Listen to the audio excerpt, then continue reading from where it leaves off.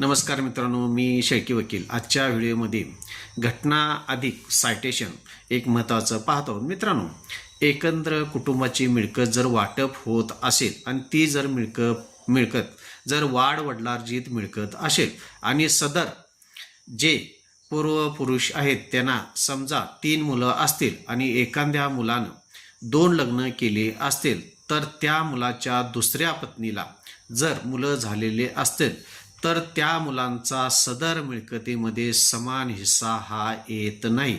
सांगण्याचा उद्देश एवढाच किंवा कायदेशीर तरतूद अशी असते की ज्यावेळी वाडवडिलार्जित मिळकतीचं एकत्र कुटुंबामध्ये वाटप होत असतं त्यावेळी अनावरस जी मुलं असतात त्या मुलांना सदर मिळकतीमध्ये वाटप मिळू शकत नाही. त्यासाठी महत्त्वाचं सायटेशन जर आपण मित्रांनो पाहिलं तर AIR 1983 बॉम्बे 222, AIR 1996 AC 1963.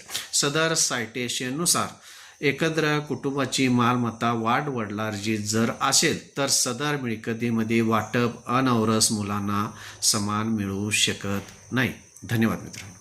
माझ्या चॅनेलला सबस्क्राईब करा, लाईक करा, शेअर करा.